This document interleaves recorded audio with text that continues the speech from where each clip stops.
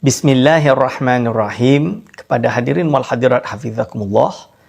Pada kesempatan kali ini kita akan menjelaskan beberapa kesalahfahaman terhadap beberapa orang yang menuduh Syekh Nazim Al-Haqqani sebagai sesat.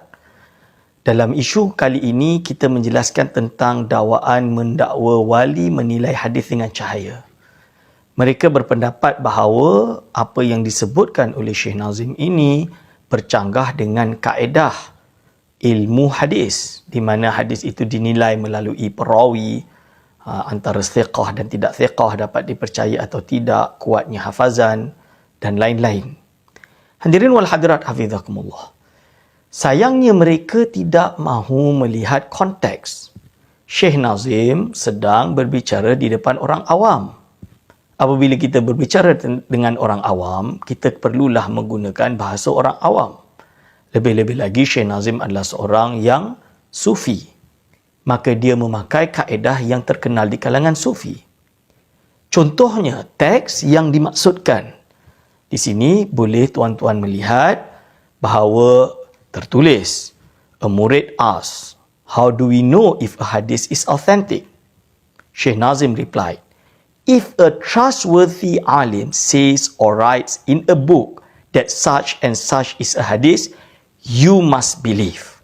For example, Al-Ghazali.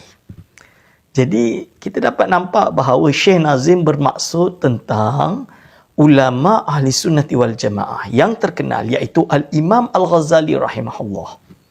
Tokoh sufi, memiliki kitab yang sangat penuh barakah dan manfaat di dalam ilmu tasawuf dan syariat dan akidah, iaitu bernama Ihya Ulumuddin. Dalam kitab ini, Syekh Nazim tidak mahu membahas tentang hadis ini sahih, daif dan lainnya kerana beliau sedang berbicara di depan orang awam yang sedang hendak mengharungi, membaca untuk menguatkan rohani dan keimanan mereka. Maka apabila berbicara tentang ini, Syekh Nazim menganggap bahawa ketika orang itu alim dan trustworthy, iaitu dapat dipercayai, so kita ambil darinya. Ibarat dia, tuan-tuan dan puan-puan, kalau belajar kitab fiqh Fathul Qarib lah misalnya. Kita baca, mengajar. Kita tak nilai. Ustaz, syarat dan rukun seperti ini, mana dalil dia, mana apa dia? Hadis dia, Quran dia, yang lain. Bukan kita kata tidak ada, bukan kita kata tak boleh tanya. Tapi bagi orang awam, dia kena fokus mengetahui dulu apa itu syarat dan rukun. Apa sahaja syarat dan rukun. Dan dia amal dengan solat.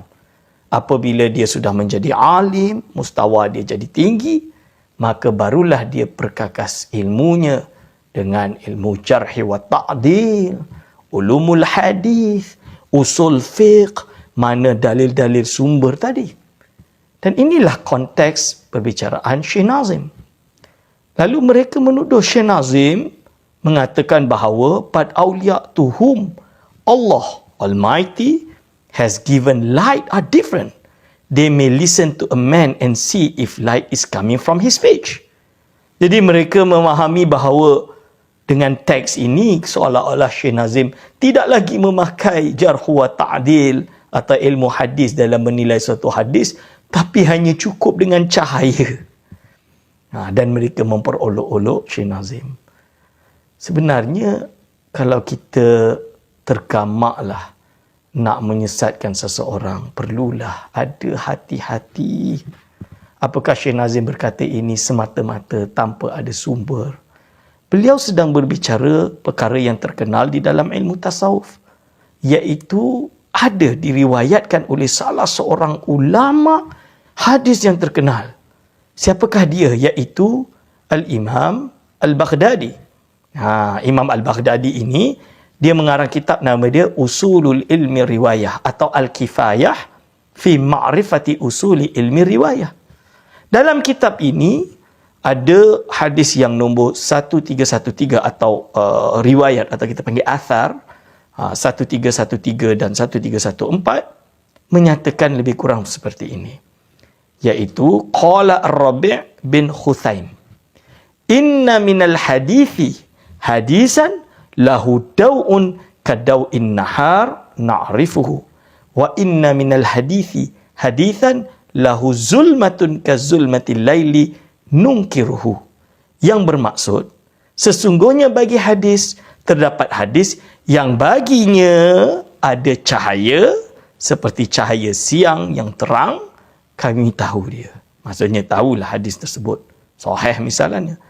Dan sesungguhnya daripada hadis ada hadis yang padanya terdapat kegelapan seperti kegelapan malam, maka kami pun mengingkarinya. Hadirin wal hadirat hafizakumullah. Kalau hanya kerana menyebut tentang cahaya, Syekh Nazim sesat, dituduh menyeleweng, melanggar konun di dalam penetapan hadis dan lain-lain. Apakah tuan-tuan dan puan-puan tak tergamak nak menyesatkan Al-Baghdadi ini? Seorang ulama hadis yang terkenal yang meninggal pada tahun 463 yang bernama Al-Khatib Al-Baghdadi Abi Bakar Ahmad bin Ali bin Thabit. Hadirin wal hadirat hafizakumullah, kita kena hati-hati. Kita takut apabila kita terlalu bernafsu menyesatkan seseorang. Ulama-ulama besar lainnya juga akan ikut kita sesatkan. Hati-hati tuan-tuan dan puan-puan. Lalu ada yang kata, Ustaz, macam mana boleh cahaya menentukan sahih dan dhaifnya hadis? Kita bukan nak kata bahawa inilah metod baru yang perlu kita kembangkan di Malaysia atau di universiti-universiti di dunia. Bukan. Kita iktiraf bahawa ilmu hadis, ulumul hadis yang dikuasai hatta ulama-ulama yang terkenal, bahkan sufi sekalipun seperti Imam Subki, Mullah Ali Qari dan lain-lain. Mereka ulama hadis dan juga sufi. Bahkan keluarga Al-Ghumari misalnya di Maghribi, mereka juga seorang yang bertareqah, bertasawuf, tapi juga ahlul hadis yang bukan calang-calang orang, tuan-tuan dan puan-puan. Saya belum jumpa lagi muhadis sehebat keluarga Humariyin di Malaysia ini. Saya belum jumpa lagi. Dan kita bagaimana mau menilai?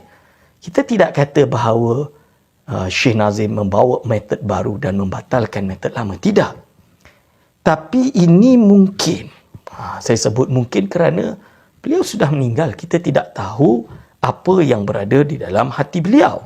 Akan tetapi yang jelas, hadirin wal hadirat hafizakumullah, mentashih hadis zaman dahulu pernah disebutkan oleh ulama dengan cara mukasyafah. Tashihul hadis bil mukasyafah. Mensahih atau mendaifkan hadis melalui jalan mukasyafah. Kerana mukasyafah ini adalah pemberian Allah kepada seseorang walinya. Dan dengan mukasyafah ini, dia melihat dan dia mengetahui hadis itu mungkin sahih atau daif. Dan of course, dia tidak ada pada diri saya atau mungkin orang-orang yang kita jumpa hari ini tidak ada. Kerana apa? Kerana dia adalah nau'un minal karamah. Salah satu bentuk daripada karamah. Dan bukan kita nak gunakan mukasyafah ini untuk sekarang mengatakan hadis ini sahih, hadis ini daif. Bukan. Kita hanya nak bayangkan konteks bagaimana ketika Syekh Nazim menjelaskan tentang cahaya tadi. Cuba kita lihat petikan salah seorang ulama besar Ahli Sunnah wal Jamaah dari Universiti Al-Azhar Al-Sharif. Beliau bernama Syekh Abdul Wahab Asy-Sya'rani. Ulama yang menggabungkan semua jenis fan ilmu. Dia memiliki kitab yang terkenal, Kashful Hummah an Jami'il Ummah. Dalam ini beliau berkata, qala syaikhuna radhiyallahu anhu, telah berkata guru kami radhiyallahu anhu. La'alla sawab, mungkin yang betul adalah Ali Al-Khawas namanya. Hadzal hadisu, hadis ini walladhi qablahu, dan yang sebelumnya rawainahuma, telah kami riwayatkan keduanya an ba'dil arifina, dari setengah daripada orang-orang yang arif billah, maksudnya para walilah. Anil Khidri, datang daripada Khidir alaihi salam. An Rasulillah sallallahu alaihi wasallam, daripada baginda sallallahu alaihi wasallam. Wa huma indana sahihani. Kedua-dua hadis ini di sisi kami adalah sahih. Fi a'la darajatis sihah, di dalam derajat kesahihan yang paling tinggi. Wa in lam yusbidhuma al-muhaddithuna, walaupun ahli hadis tidak mensabitkan keduanya ala muqtada istilahihim, sesuai atau menurut istilah mereka. Wallahu alam. Saya bukan nak kata bahawa kita perlu membawa pendekatan ini di dalam dunia fatwa kita, tidak. Tapi kalau hanya kerana kalam Syekh Nazim yang menceritakan ulama dahulu seperti Imam Ghazali, seperti ulama-ulama yang hebatlah yang dahulu, dan kerana cerita itu beliau disesatkan, dihina, walaupun dia umamun qad khalat, umat yang telah lalu, maka kenapa tidak mengeluarkan kata-kata yang sama terhadap Imam Sya'rani?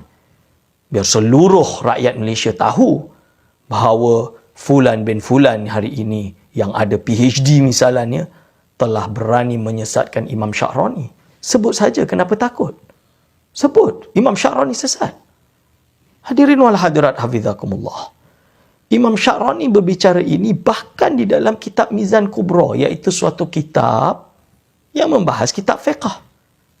Contohnya di dalam juz 1 muka surat 30, hadzal hadithu wa in kana fihi maqal indal muhaddithin fahuwa sahihun inda ahli al-kashfi. Cuba lihat hadis ini. Hadis ini walaupun ada perbicaraan di kalangan muhaddisin, tapi dia adalah sahih di sisi ahli kasyaf. Cuba sesatkan, keluarkan fatwa. Syekh Abdul Wahab Sya'rani sesat. Cuba. Dan di sinilah ingin saya contoh. Mungkin ada yang kata, Ustaz, itu Abdul Wahab Sya'rani. Padahal Abdul Wahab Sya'rani, menurut pengalaman saya, dia memiliki kitab hadis atau dipanggil dengan Muqaddimah fi Ilmil Hadis. Dicontohkan macam mana dengan Imam Suki. Saya ingat lagi Imam Suki juga di dalam kitab Ihya Ulumuddin tu dia menilai kembali, ada dia kata la aslalahu, tidak ada asal baginya misalnya. Imam Subki ni dia sufi tapi dia tak ikut pun macam apa yang dikatakan oleh Syekh Nazim. Dan dalam hal ini kita kena faham, apabila kita berbicara takhrij Ihya Ulumuddin, maka kita jujur, kita takhrij. Kita lakukan, ini sahih, ini dhaif, ini tidak dijumpakan asal. Dan saya tidak tahu apakah Imam Subki sampai berani menyebutkan bahawa Imam Al-Ghazali ini banyak memenuhkan kitabnya dengan hadis-hadis palsu, maka Imam Ghazali wajib disesatkan. Saya rasa tidak sama sekali. Bahkan Imam Subki di dalam kitabnya berjudul Tabaqat Syafi'iyah Al-Kubra. Boleh lihat kitab ini. Di dalam kitab ini, juz 6, muka surat 258-260. Beliau menceritakan sebuah kisah, iaitu kitab Ihya Ulumuddin yang pernah dibakar atau hendak dibakar oleh seorang alim daripada Maghribi bernama Ibnu Hirzihim. Ini dia tuan-tuan Muhammad. Syekh Abdul Hasan bin Hirzihim dengan dikasrah haknya. Jadi Hirzihim ni terkenal lah kalau tuan-tuan pergi ke Fes, maka tuan-tuan akan pergi ke Babul Futuh, suatu pemakaman yang besar. Para wali banyak di atas sana. Salah satu makam tersebut adalah Ibnu Hirzihim. Kalau kita pergi ke makam tersebut, kita akan lihat bagaimana makam itu berbeza dengan makam-makam yang lain. Kerana ulama Fes sejak dahulu mengakui Ibnu Hirzihim adalah seorang wali Allah. Di dalam kitab Imam Subki ini, seorang ahlul hadis, faqih lagi hebat, yang mengeluarkan fatwa bahkan bahawa Ibnu Taimiyah rahimahullah adalah sesat, itu Imam Subki yang keluarkan fatwa untuk ditangkap misalnya.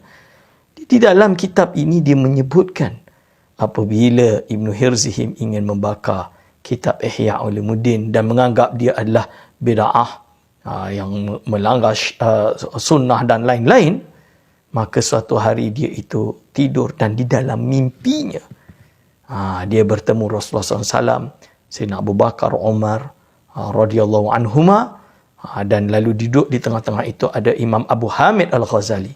Dia berdiri dan dia bawa tangannya itu membawa kitab Ihya Ulumuddin ini. Bila dilihat di teks ini, lalu dia kata, "Ya Rasulullah, ini musuh aku." Maksud dia Ibnu Hirzihim ni musuh aku. Dia kata basically mudah dia, kitab yang aku karang ni bukan daripadamu. Lalu Rasulullah SAW menjawab, apabila setelah meneliti, melihat, dia jawab, ini adalah kalamku. Maka akhirnya apa yang diminta adalah untuk dihukum Ibnu Hirzihim tersebut dengan sebatan yang menyebabkan dia sakit sampai dia terbangun.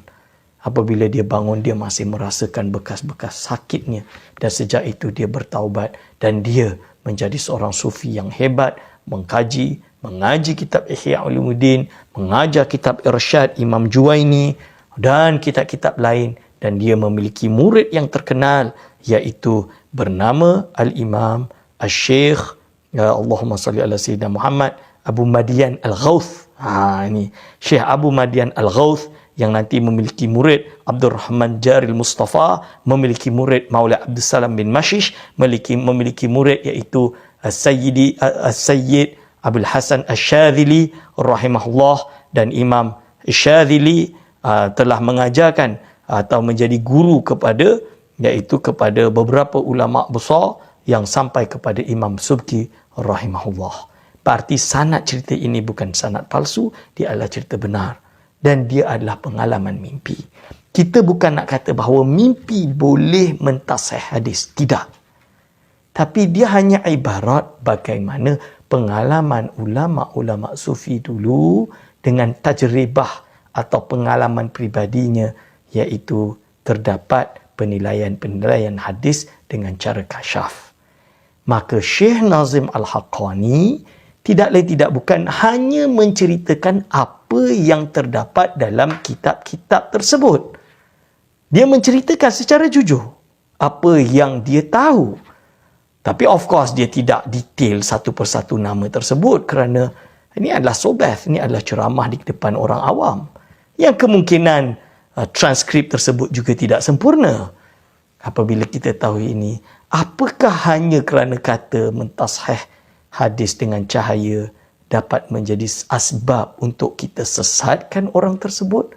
Ulama yang banyak berjasa kepada umat Islam seluruh dunia yang dimuliakan oleh banyak orang, tepuk dada, tanya selera. InsyaAllah kita tetap kena memiliki sifat adil dan melihat dengan gambaran yang lebih luas, big picture. Aku qauli hadza, astaghfirullah li wa lakum.